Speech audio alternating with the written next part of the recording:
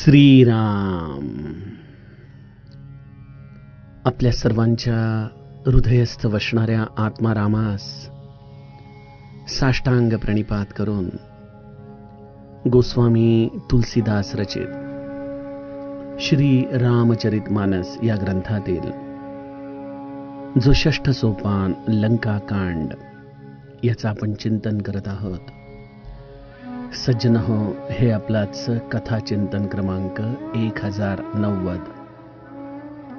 आपण गेल्या चिंतन प्रवाहामध्ये प्रभू रामचंद्रांनी माता जानकीची कुशल वार्ता कशा पद्धतीने हनुमंताकडून जाणली आणि तत्पश्चात तिला अशोक वाटिकेमधून आदरासहित घेऊन येण्याची आज्ञा केली, त्या कथा विभागाचं चिंतन बघितलं.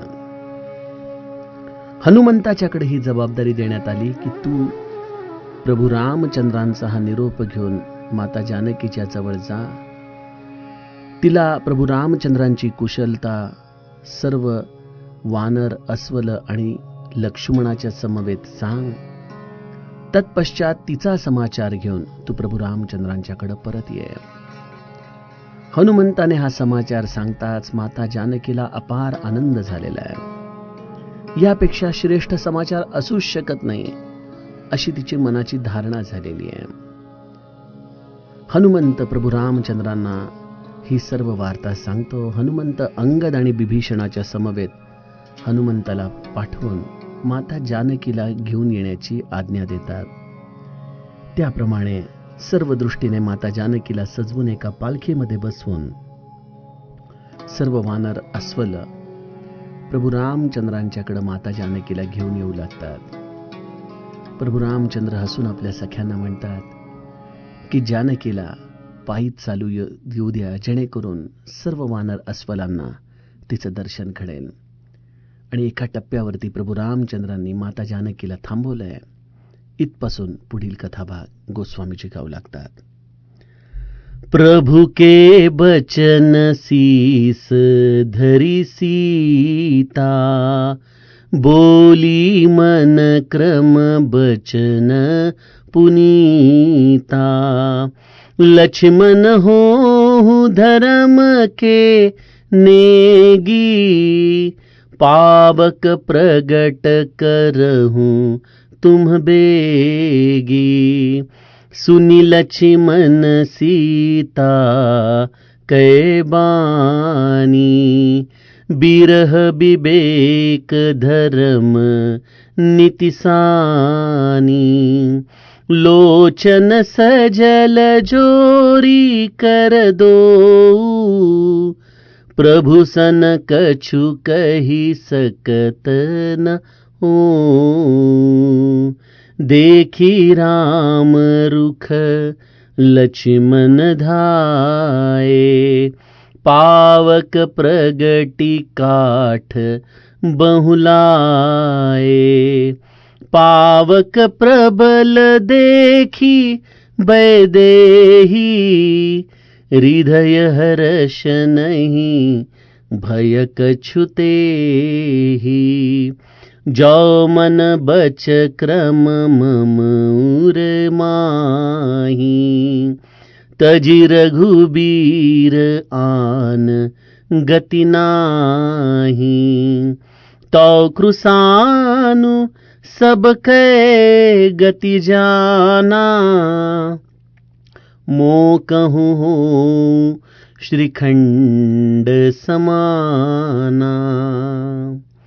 श्रीखंड सम पावक प्रवेश कियो, सुमिरि प्रभु मैथिली.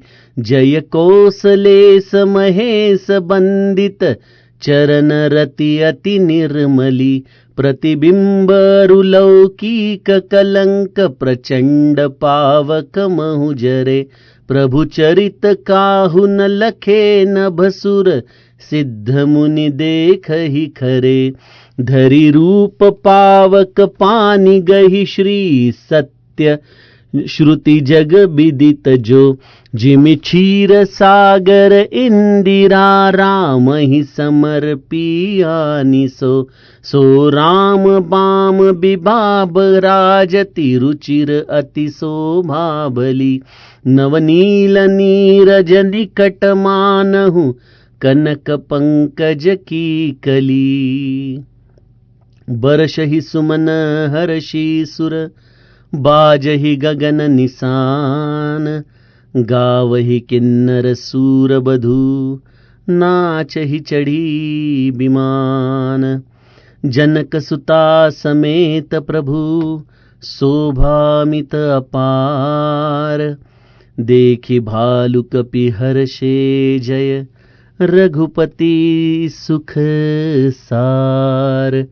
सियावर रामचंद्र प्रिय हो।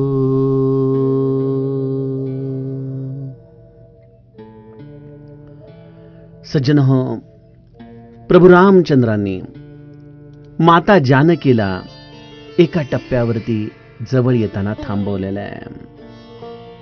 प्रभू रामचंद्रांनी ज्या माता जानकीला विनंती केली होती, आपण जाणताच अरण्यकांडातला तो प्रसंग, की जेव्हा दंडकारण्यात प्रभू रामचंद्र माता जानकीला विनंती करतात की मी काही नरलीला करू इच्छित आहे आणि त्यासाठी तू मला सहाय्यभूत हो. तुझं हे मूळ रूप तू अग्नीमध्ये स्थापित कर आणि तुझं प्रतिबिंब मला या लीला नाट्यासाठी म्हणून दे.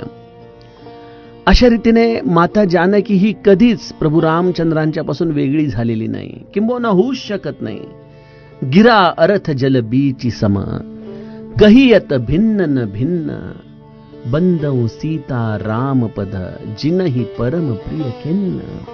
बालकांडामध्येच आम्हाला गोस्वामीजींनी माता जानकी आणि प्रभू रामचंद्रांची एकरूपता सांगितलेली आहे.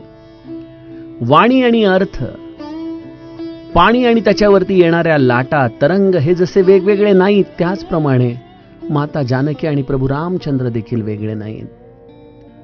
परंतु या लीला चरित्रामध्ये अग्नीत ही मूळ माया स्थापन झाली आणि तिचं प्रतिबिंब असलेली ही गुणमाया रूपी सीता अरण्यकांडामध्ये प्रगटली.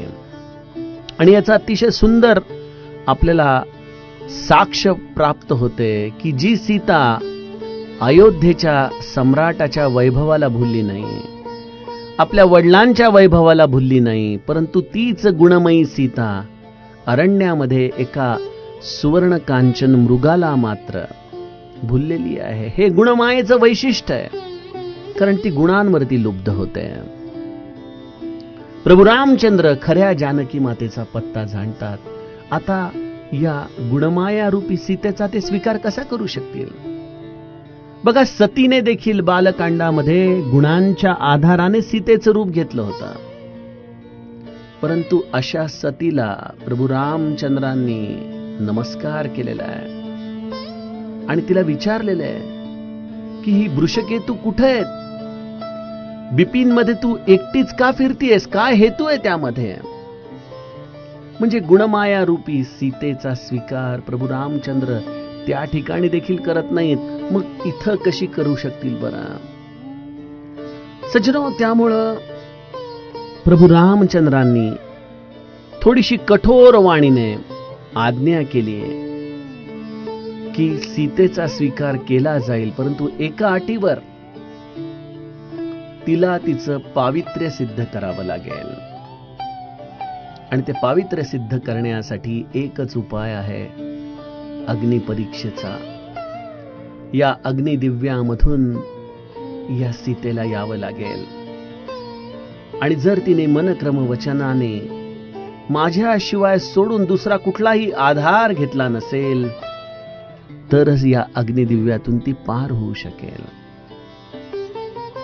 सज्जनो, गोस्वामीजींनी मी आत्ता जे सांगितलं यापैकी कुठलीही गोष्ट चौपाईमध्ये मुद्दामून लिहिलेली नाही. त्यांनी केवळ एकच शब्द लिहिला, तेही कारण करुणानिधी कहे कछुक दुर्बाद. केवळ काही गोष्टी त्यांनी कठोर वाणीमध्ये बोललेल्या आहेत. सामान्य देहबुद्धीची लोक प्रभू रामचंद्रांच्या या गुणाला पाहून अत्यंत निराश होतात. जणू काही एखाद्या मिठाच्या खड्याने समस्त बासुंदीला नासवून टाकावं, त्या पद्धतीने अनेकदा त्यांना रामायणामध्ये असलेला रस या प्रसंगामुळे संपून जातो की एक पुरुष प्रधान संस्कृतीचं जनक रामायण आहे. सीताचं पावित्र्य प्रभू रामचंद्रांनी सिद्ध करायला सांगितलं, परंतु एका पुरुषाच्या बाबतीमध्ये देखील ही परीक्षा लागू पडली असती. अशा पद्धतीने देहबुद्धीची लोक अनेक प्रकारची चिखलफेक रामायणावरती करतात, परंतु त्यामागे दडलेला हा मुख्य परमार्थाचा गाभा आम्ही विसरून जातो की या समस्त चरित्रामध्ये अपहरण केलेली सीता ही प्रतिबिंब रूपाने आहे, ही गुणमाया रूपाने आहे. मुळात असे परब्रह्म आहे. हे माया गुण गोपार असे पंचमहाभूतिक देह नाही, हे पंचमहाभूताच्या पलीकडची शरीर आहेत आणि त्यामुळं यांच्यासाठी हे सगळे देहबुद्धीचे नियम मुळी लागूच पडत नाहीत. दुसरी गोष्ट, ज्या ठिकाणी सीता राहत होती त्या ठिकाणाहूनच तिला परत घेतलं पाहिजे ना. सीता कुठं राहते? अग्नीमध्ये राहते. आपण म्हणाला हो हे सगळं तुलसीदासांचा भाव असू शकतो, कल्पना असू शकते, ठीक आहे. वाल्मिकी रामायणात असं लिहिलंय का? आणखीन इतर कुठे ठिकाणी असं लिहिलंय का? मी तर वाल्मिकी रामायणाचा अभ्यासक नाही, त्यामुळे मी त्याच्याविषयी आपल्याला सांगू शकत नाही, परंतु माझा ज्या समर्थांवरती भाव आहे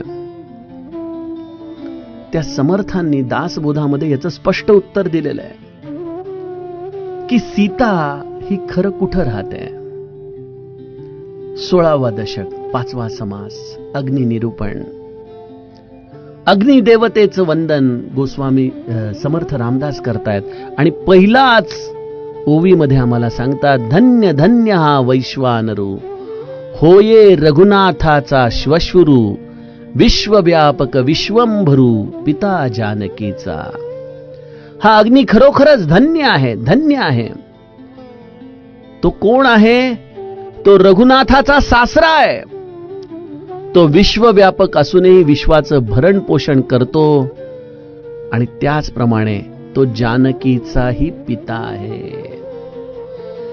म्हणजे या अग्निदेवताला प्रभू रामचंद्रांचा सासरा अर्थातच जानकी मातेचा पिता या रूपाने समर्थांनी अग्निनिरूपणामध्ये वंदन केलेलं आहे. मला सांगा, समर्थांनी तुलसी रामायण वाचून हे लिहिलं असेल का? या समर्थांचा दासबोध गोस्वामीजींना माहिती असेल? काळाचा एवढा मोठा फरक आहे, भाषेचा एवढा मोठा फरक आहे. सज्जनो, ही सगळी संतांची एकच सामायिक प्रचिती आहे. ज्यांनी या सीतारामाचं खरं स्वरूप जाणलं तेच त्या मूळ असलेल्या तत्वाला प्राकृतामध्ये शब्दबद्ध करत असतात. इथं गोस्वामीजींनी त्याला थोडीशी नाट्यमयता दिलेली आहे, त्याच्यामध्ये रोचकता दिलेली आहे. समर्थांनी थेट शब्दामध्ये आपल्याला सांगितलेलं आहे, परंतु त्यामुळं या अग्निदेवतेचं असलेलं उत्तरदायित्व आम्हाला नीट लक्षात घेतलं पाहिजे की माता जानकी अपहरण करून गेलेली नाही, ती आपल्या माहेरी स्थिरावलेली आहे, आपल्या वडिलांच्या जवळ, या अग्निदेवतेच्या जवळ. आणि त्यामुळं ही पुरुषप्रधान संस्कृतीचं लक्षण नाही. प्रभू रामचंद्रांनी जरी ती कठोर वचनं बोलली असली तरी ती कठोर वचनं याच्यासाठी आहेत की या अग्निदेवतेच्या परीक्षेच्या आधाराने ही असलेली गुणमयी सीता त्याच्यामध्ये विलीन होऊन जावी आणि मूळ जी सीता या अग्निदेवतेमध्ये स्थापन केलेली आहे तिची आपल्याला प्राप्ती व्हावी. आणि कारण तीच आपल्या शेजारी बसू शकते. अशा रीतीने प्रभू रामचंद्रांनी हे अग्निदिव्य सीतेला करायला सांगितलं. परंतु ज्या पद्धतीने आम्ही देहबुद्धीची माणसं हे वाचताना त्यामध्ये वेगवेगळे संशय काढतो, सज्जनो, तशीच अवस्था तिथं प्रभू रामचंद्रांच्या अवतीभोवती उभे असलेल्या वानर अस्वल दळाची, नवे नवे प्रत्यक्ष लक्ष्मणाची देखील झालेली आहे. प्रभु के बचन सीस धरी सीता, बोली मन क्रम बचन पुनीता, लक्ष्मण होहु धर्म के नेगी, पावक प्रगट करहु तुम बेगे. प्रभू रामचंद्रांची वचनं ऐकून सगळेजण विषाद करू लागलेले आहेत. लक्ष्मणाचे तर जणू काही शरीर स्तब्ध झालंय, काय करावं काहीच कळेना. अशा वेळेला प्रभू रामचंद्रांची वाणी ऐकून माता जानकी अत्यंत प्रेमाने लक्ष्मणाला उपदेश करते की मी मन, वचन आणि कर्माने पवित्र आहे. त्यामुळे हे लक्ष्मणा, तुम्ही मला प्रभू रामचंद्रांच्या इच्छेप्रमाणे हे धर्माचरण करण्यासाठी सहाय्यक व्हा. माझ्यासाठी आपण त्वरित अग्नीची निर्मिती करा. मला या अग्निदिव्यातून जाऊ द्या. भगवंताच्या इच्छेप्रमाणे माझे हे कार्य या अग्नीच्या साक्षीने मला सिद्ध करू द्या. प्रभू रामचंद्रांची ही असलेली आज्ञा, माता जानकीचा असलेला हा अर्ज, गोस्वामीजी म्हणतात, सुनी लक्ष्मण सीता कै बानी, बिरह बिबेक धर्म नीती सानी. श्री सीताजींचा विरह, विवेक, धर्म आणि नीतीने युक्त अशी वाणी ऐकून लक्ष्मणाच्या डोळ्यामध्ये विषादरूपी अश्रूंचं जल भरून आलं. कशी आहे सीतेची वाणी? 4 अंग आहेत त्याला. विरह आहे, विवेक आहे, धर्म आहे आणि त्यामध्ये नीती देखील आहे.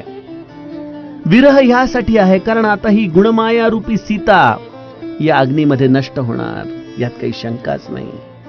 विवेक यामध्ये आहे कारण प्रभू रामचंद्रांशी अभिन्न असलेली त्यांची निजशक्ती, ही मूळ माया रूपी सीता त्यांना पुन्हा सगुण रूपाने प्राप्त होणार.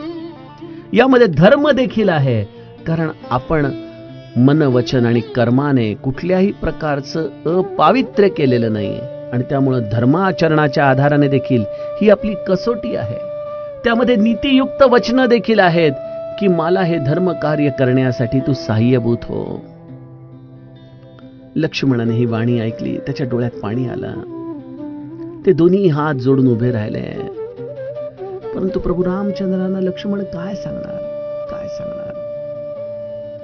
बराच काळ अशी स्तब्ध अवस्था या लंकेच्या सीमारेषेवरती झालेली आहे. समोर माता जानकी आहे, प्रभू रामचंद्र त्यांना सन्मुख आहेत, परंतु हे एवढं छोटंसं अंतर मात्र आता पार करता येऊ शकत नाहीये. ज्या प्रभू रामचंद्रांनी या माता जानकीसाठी सेतू बांधला, या सेतूच्या आधाराने एवढं 18 पद्म, वानर, अस्वल दळ या लंकेमध्ये आणलं, एवढं घनघोर युद्ध ज्या जानकी मातेसाठी प्रभू रामचंद्रांनी केलं, तीच जानकी प्रभू रामचंद्रांच्या पासून काही अंतरावरती उभी आहे. परंतु हे अंतर पार करण्यासाठी ना प्रभू रामचंद्र समर्थ आहे, ना माता जानकी समर्थ आहे. लक्ष्मणाने विचार केला की आपण यामध्ये काहीच बोलू शकत नाही, आपला नाईलाज आहे. म्हणून प्रभू रामचंद्रांचा रोख पाहून लक्ष्मणाने त्वरित अग्नी तयार केला. देखी राम रुख लक्ष्मण धाये, पावक प्रगटी काठ बहुलाये. प्रभू रामचंद्रांचा रोख पाहून लक्ष्मणाने अत्यंत त्वरेने अग्नी तयार केला. त्यासाठी खूप लाकडं ते घेऊन आलेले आहेत. अशा रीतीने अग्नी प्रज्वलित करण्यात आलेला आहे आणि असा हा प्रज्वलित झालेला अग्नी पाहून जानकी मातेच्या हृदयामध्ये आनंद झालेला आहे. कारण आता खऱ्या अर्थाने ही मिलनाची घटिका या सगुण चरित्रामध्ये जवळ आलेली आहे. अग्नीच्या साक्षीने प्रभू रामचंद्रांना पुन्हा एकदा आपल्याला भेटता येणार, हाच जानकी मातेच्या हृदयामध्ये आनंद आहे. त्यांना या अग्नीची थोडी देखील भीती वाटलेली नाही. माता जानकीने या अग्नीला प्रार्थना केली की जाओ मन बचक्रम मम उर माही, तजी रघुवीर आन गती नाही. तौ कृसानु सब कह गती जाना, मो कहूं हो श्रीखंड समाना. जरी ही गुणमाया रूपी सीता असली तरी सज्जनो, या दृश्य जगामध्ये आम्ही सगळेच जण या गुणमायेने व्यापून उरलेलो आहोत. परंतु या गुणमायेचा अर्थ असा नाही की आपण आपल्या नीतीच्या या मर्यादांच्या पलीकडे जाऊन जीवन जगायचंय. सीतेने या गुणमायेमध्ये राहून देखील या मन, वचन आणि कर्माने आपल्या हृदयामध्ये रघुवीरांना सोडून अन्य कोणाचाही आश्रय घेतलेला नाही. आणि त्यामुळं त्या मोठ्या खात्रीने या अग्नी परीक्षेला सामोऱ्या जात आहेत. आणि त्यामुळं अग्निदेवाला विनंती करतात की जर मी माझ्या हृदयामध्ये श्री रघुवीरांना सोडून अन्य कोणाचाही आश्रय घेतला नसेल तर हे अग्निदेवा, तुम्ही माझ्यासाठी चंदनाप्रमाणे शीतल व्हा. चंदनाप्रमाणे शीतल. बघा, ज्या अग्नीचा गुणधर्म आहे भस्मसात करून टाकणं, त्या अग्नीला माता जानकीने विनंती केलेली आहे की तुम्ही माझ्यासाठी चंदनाप्रमाणे शीतल व्हा. सजनो, या अग्निदिव्यामध्ये प्रत्येक जीवाला जावं लागतं बरं.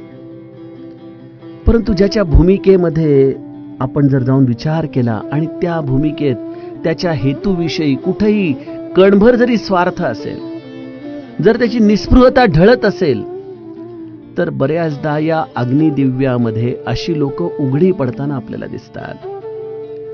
अग्निदिव्य करण्यासाठी आपल्या जीवनामध्ये या नीती मर्यादांचं पालन ज्याने केलं, ज्याचं चरित्र हे अत्यंत स्वच्छ आहे, शुद्ध आहे, जो आपल्या या उदात्त हेतूसाठी आयुष्यभर झटलेला आहे, अशी ज्याची तपस्या आहे, अशी व्यक्ती कुठल्याही प्रकारची अग्निदिव्य जरी जीवनामध्ये आली तरी कधी डगमगत नाहीत.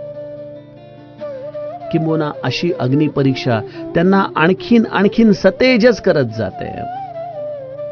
आणि या उलट अशा अग्निदिव्यांपासून हे दिखाऊ असलेलं सोनं मात्र नेहमीच 4 हात लांब राहतं. कारण की त्यांना आपल्या अंतरंगामध्ये असलेली खोट कळत असते.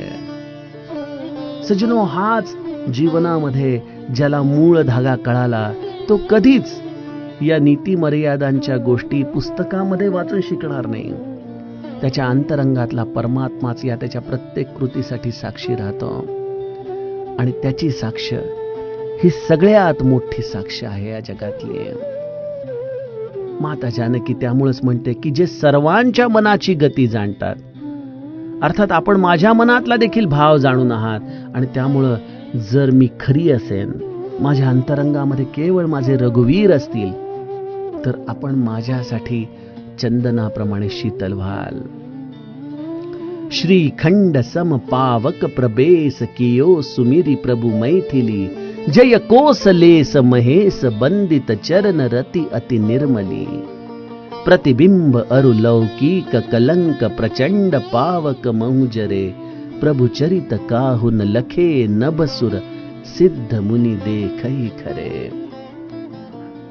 प्रभु रामाचं स्मरण करून ज्यांचे चरण प्रत्यक्ष महादेवाद्वारा वंदित आहेत, अशा ज्यांच्यामध्ये सीताजींची अत्यंत विशुद्ध प्रीती आहे, अशा चरणांचं स्मरण करून प्रभु रामचंद्रांचा जय जयकार करत माता जानकीने या अग्नीमध्ये प्रवेश केलेला आहे.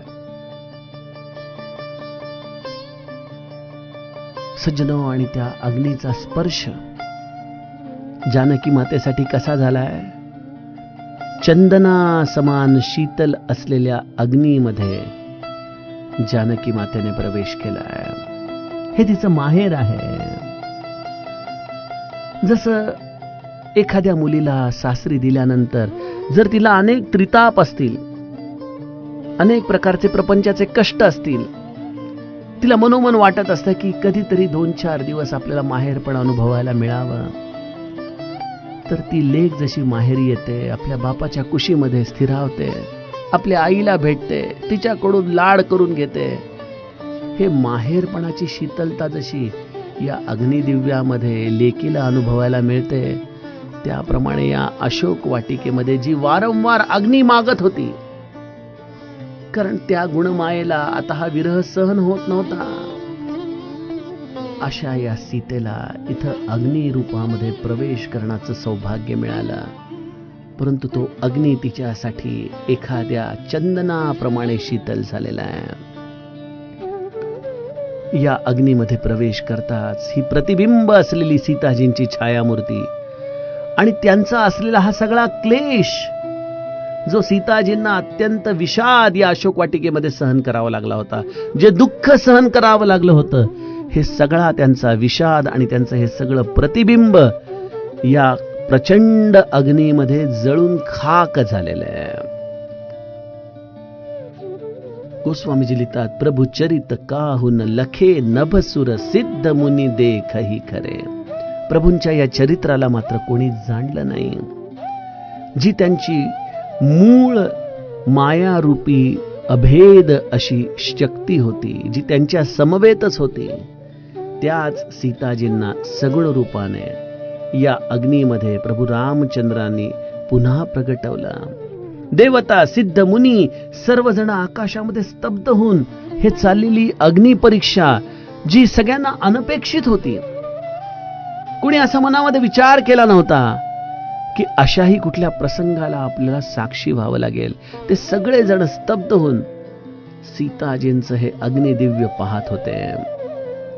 धरी रूप पावक पानी गही श्री सत्य श्रुती जग विदित जो जिमी क्षीर सागर इंदिरा रामही समर्पी आणि सो. आणि अशा या अग्निदिव्यामध्ये सीताजी अत्यंत स्वस्थपणे बसलेले आहेत. त्यांच्या शरीराला कुठेही या अग्नीच्या ज्वाळा कुठल्याही प्रकारची क्षती पोहोचवत नाहीये. आणि अशा अग्निदिव्यामध्ये कधी एकदा आपण बाहेर पडू अशी घुसमट सामान्य जीवाची होऊ शकते, परंतु सीताजी या योगिनी आहे त्या परिस्थितीमध्ये समाधानी राहणं हाच योगिनीचा स्वभाव असतो. अशा सीताजी तिथं स्थिरावलेल्या आहेत. आणि मग या अग्निदिव्यामधून प्रत्यक्ष अग्नीने शरीर धारण करून वेदामध्ये आणि जगतात प्रसिद्ध असलेल्या या वास्तविक श्रींचा, म्हणजे कोण, प्रत्यक्ष सीताजींचा हात धरून त्यांना प्रभू रामचंद्रांना समर्पित केलेलं आहे. आता इथं जी ही मूळ माया रूपी सीता होती, ती या अग्निदेवताने होय रघुनाथाचा श्वश्रू अशा या रामाच्या सासऱ्याने आपल्या या कन्येला रामाला समर्पित केलेलं आहे. गोस्वामीजी म्हणतात की जिमी क्षीर सागर इंदिरा रामही समर्पी आणि सो. ज्या पद्धतीने विष्णू भगवंताला लक्ष्मी समर्पित केली गेली, त्याच पद्धतीने सीताजी प्रभू रामचंद्रांना समर्पित करून आज त्यांच्या डाव्या बाजूला विराजमान झालेले आहेत. खऱ्या अर्थाने रामायणामध्ये हा एक अत्यंत महत्वाचा पूर्णविराम इथं आलेला आहे की प्रभू रामचंद्रांच्या डाव्या बाजूला ही मूळ मायारूपी सीता पुनश्च एकदा विराजमान झाली. आणि ज्या सीता इतक्या वेळ अशोक वाटिकेमध्ये आपण बघितल्या होत्या की कृसतनु सीस जटा एक बेनी जपती हृदय रघुपती गुण श्रेणी, अशा अत्यंत कृश झालेल्या, केवळ एक वेणी असलेल्या, ज्यांचं शरीर स्वस्थ नाहीये, अशा पद्धतीने ज्या सीता बैठ ही भीती जात निसी जामा, अशा पद्धतीने हनुमंताने पाहिल्या होत्या.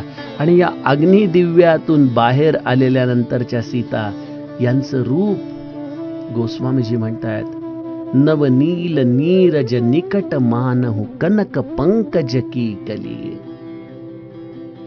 जणू नवीन उमललेल्या नील कमळाच्या जवळ सोन्याच्या कमळाची कळी सुशोभित होऊन बसावी, त्या पद्धतीने प्रभू रामचंद्र हे नीलकमळ आहेत. आणि सीताजींच्या पुनर्प्राप्तीमुळे, या सगुण रूपाच्या पुनर्प्राप्तीमुळे हे नवीन उमललेलं नीलकमळ आणि त्याच्याजवळ अत्यंत सुवर्ण रंगाच्या सोन्याच्या कमळाची कळी सुशोभित व्हावी, त्या पद्धतीने या सीताजी प्रभू रामचंद्रांच्या वामांगी अशा पद्धतीने विराजमान झालेल्या आहेत.